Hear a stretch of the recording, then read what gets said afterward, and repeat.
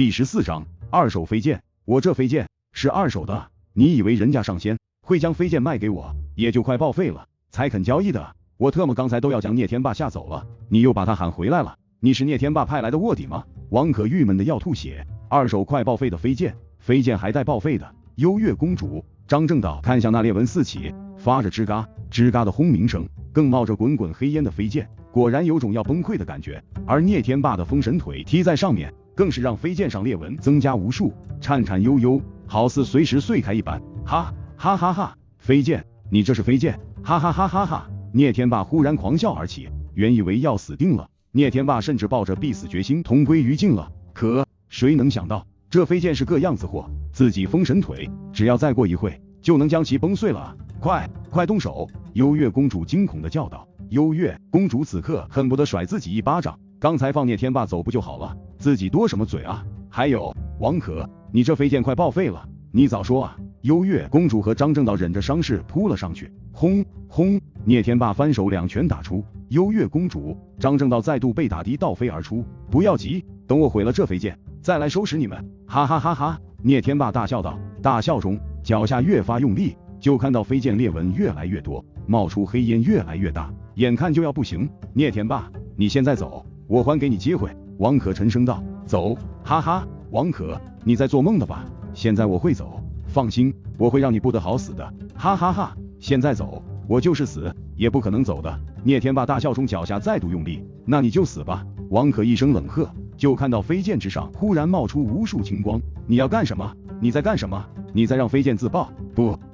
不要！聂天霸惊叫道。轰！飞剑轰然爆炸而开。飞剑虽然是二手要报废的，但也是其中阵法稳定性出了问题，是其中材料的稳定性出了差错，里面就算能量少了很多，那也是飞剑啊！这一次自爆紧贴着聂天霸，何等的恐怖霸道！一声爆炸，犹如天雷降世，火光滔天，残破的古庙更是轰鸣一声垮塌而下，残破的佛像更是崩裂而开。爆炸边缘，张正道、幽月公主紧接发出一声惨叫，被气浪冲击的倒飞而出，二人各自吐了口血，终究还有口气。滚滚烟尘笼罩四方，古庙崩塌，聂天霸处于爆炸的中心，更是首当其冲，其面前地上更是炸出一个大坑，四周一片焦土，聂天霸浑身焦黑，血肉模糊，已然没了一丝气息。另一边，王可面前却有着一个巨大的盾牌法宝，将王可护了个周全。烟尘散去，王可收起盾牌，马上去检查聂天霸尸体，再三确认其死了，才放下心来。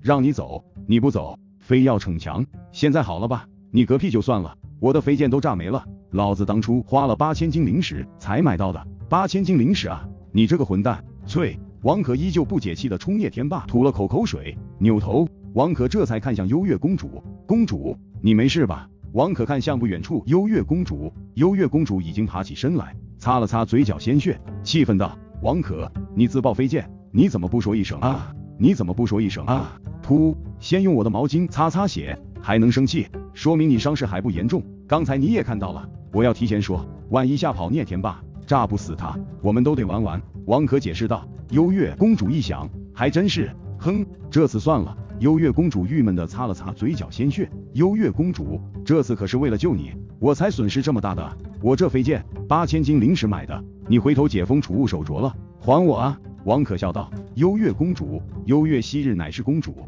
大钱见多了，不在乎这8000金灵石。可王可如此直白的追债，还是第一次体验。王兄，哎呦，我伤得好重啊！张正道不远处一阵哀嚎，王雄走上前去查探。张正道满身泥土，一脸惨相，别给我演了，刚才聂天霸的储物袋呢？还有他那柄刀，快给我！王可伸手就要。王兄，你还有没有良心啊？你看我都惨成这样了，你还不放过我？张正道一脸惨相，不远处幽月公主一脸怜悯，正要数落王可太狠心，我自己动手，到时搜到什么都是我的。王可沉声道。张正道脸色一僵，这才从怀中不舍地取出一个储物袋给王可，并且麻利地站起身来，掸了掸身上的泥土，好像没受什么伤。张正道只是在装惨。远处幽月公主脸色一僵，郁闷的又是一口鲜血差点喷出来，自己真惨的人，刚才为什么去可怜那装惨的？这张正道也太不要脸了。王可不管，仔细检查了一番聂天霸储物袋。王兄，你这是不相信我？张正道郁闷道。你手脚从来都不干净，我自然要看看。王可一点不给面子。张正道。王可翻了一会储物袋，这才觉得满意，至于里面有什么宝物，王可自然不会显摆给大家的。转眼将储物袋收入怀中，只取出其中一块金色的令牌。咦，聂天霸储物袋中有金乌令，这怎么会？张正道惊讶道。金乌令？王可疑惑道。金乌令，见令如见金乌宗主，虽然不能代金乌宗主下令，但任何金乌宗弟子都不得为难金乌令所有者啊！聂天霸怎么会有？张正道惊奇道。肯定是金乌宗弟子给聂天霸的，方便搜寻我们。王可瞬间分析出来，为了抓幽月公主，连金乌令都能随便给人。张正道惊讶道。金乌令？金乌令好啊，我们现在再也不用东躲西藏了，大摇大摆的就能走到天狼宗了。王可眼中一亮。哦，二人神情一震，我们三人的伪装还算成功，刚才要不是你们完美配合，就算聂天霸也认不出我们来，所以其他人肯定很难认出我们。其次，就算金乌宗弟子和诛仙阵修者封锁了前往天狼宗道路，我们拥有金乌令，都可以畅通无阻的。王可笑道。对啊，二人顿时眼睛一亮。快走，快走！幽月公主期待道。等等！王可忽然止住二人，还要干什么？幽月公主不解道。幽月公主，你先疗伤一会。张正道，你将聂天霸埋了，屁股先擦干净。王可吩咐道。什么？为什么我埋？张正道一脸不愿意。王可脸色一沉，刚才因为你们俩的失误，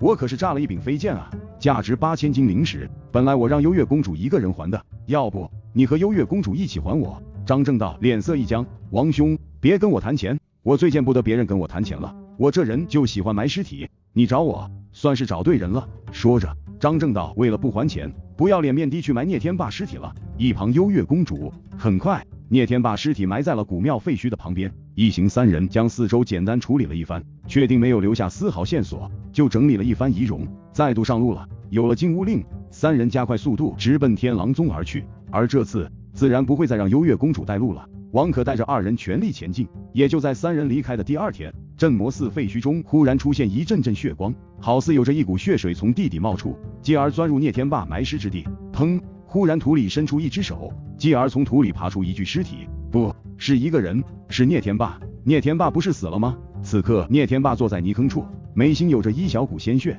好似一个小虫一般，缓缓钻入聂天霸眉心，继而消失不见了。聂天霸浑身颤抖了一下，继而好似清醒了过来，茫然地看了看四周，我聂天霸还活着，王可的飞剑没有炸死我。聂天霸茫然地从土坑里爬出土坑的聂天霸浑身焦黑，似无比虚弱一般，看了看四周，摇摇晃晃，跌跌撞撞地离开了，很快消失在了山林之中。又是3天之后，此废墟之地走来一个红色僧袍的年轻和尚，和尚手中抓着一串红色念珠，看着眼前镇魔寺废墟，面部一阵抽动。阿弥陀佛，昨夜我就出门不到1个月，谁把我看守的庙炸了？谁？是谁？哪个缺心眼干的？有本事留下名字啊！老鼠来了都要饿肚子走的破庙，你也不放过？你当这是你家啊？有没有公德心啊？我接下来住哪啊？阿弥陀佛，阿弥陀佛，不能发火，不能犯嗔戒。可是特么的，所以我忍不住啊！你炸了这破庙，我要背锅的啊！残佛一破，被镇压的血魔就逃出来了